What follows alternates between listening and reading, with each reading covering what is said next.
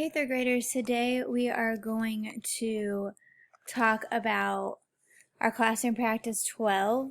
Now we talk a lot about nouns in classroom practice 12, so I'm going to go over a couple of the sentences with you, review what I've already taught in class, and then I will do I'll do this with you, and I will go over some of these with you. Alright, I gotta figure out where the pen is on this thing. Is it this? Yes, it is. Awesome. So, I brought my document camera home so I could do this easier. We're not going to worry about this one. This one's kind of easy. We're going to go down to the second one because actually it's a little more difficult. The winding mountain road curved sharply left. Alright, now I'm going to do the call and response. I won't hear your response, but at least we'll do it and keep practicing it. So, what curved sharply left? Road. Subject, noun. What is being said about the road? Road curved. Verb. What kind of road? Mountain. Adjective. We got that what kind question. This is going to look really bad, guys. What kind of road? Winding. Now it's the same question, but a different answer.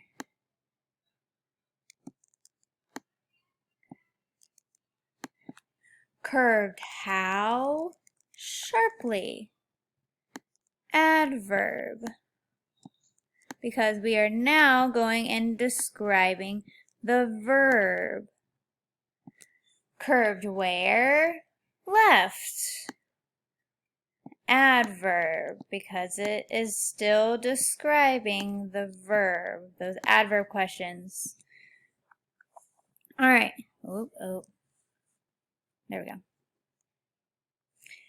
The article adjective. Now remember, we have to identify what kind of sentence this is next. So we see an exclamation point, so we automatically know what was it? Exclamation point, strong feeling, exclamatory sentence, I think is what the call and response is. So we put an E at the end. Moral of the story, we put an E for exclamatory sentence. Then we do our whole ending thing.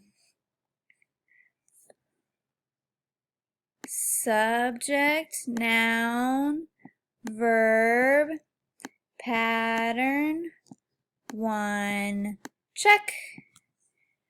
All right, then up we go back to the verb, divide the complete subject, one line under that, from the complete predicate, and don't forget to underline. All right, so there is the sentence. I am now going to erase that. Now we're going to go down to this chart. It says use sentence 1, so sentence 1 that's up here, to complete the table below. So list the noun used. What is the noun in sentence 1 is what it is asking us. Well, the noun is bingo.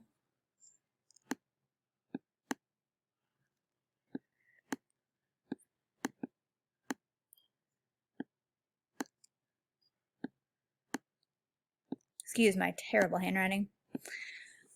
List the noun job. Now, we've only talked about one kind of noun this year, and that's the only kind of noun we really talk about in the 3rd grade, is a subject noun. So that's their job. It's a subject noun. It's the subject of the sentence. Now, is bingo singular or plural? A singular means one. Plural means more than one. Well, bingo doesn't have an S, so we know that it is a singular noun. Common or proper. A common noun is like house, store, clothing store, something like that, just something common. Now, proper is when you name those things. Kroger, American Eagle, Horizon Christian School.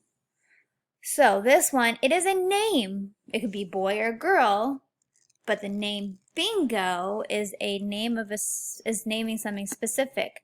So we are going to say that it is a proper noun.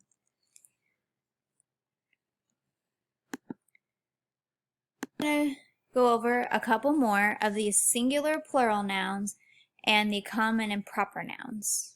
So let's do a couple singular and plural. Now remember, singular is when it's one, just one. Plural is when something is more than one. So if we look at the word wolves, notice that there's an S. The S makes it more than one wolf. So we would say that this verb is plural, or this noun is plural. Now look at number 2, otter. There's no S at the end, so it does not give us a clue that there is more than one otter. It's just one otter, so we are going to put an S for singular. Now you will do the rest on your own. Let's go over here to common and proper nouns. Remember, a common noun is a girl, boy, woman, store, house. We're not naming someone or something that is specific.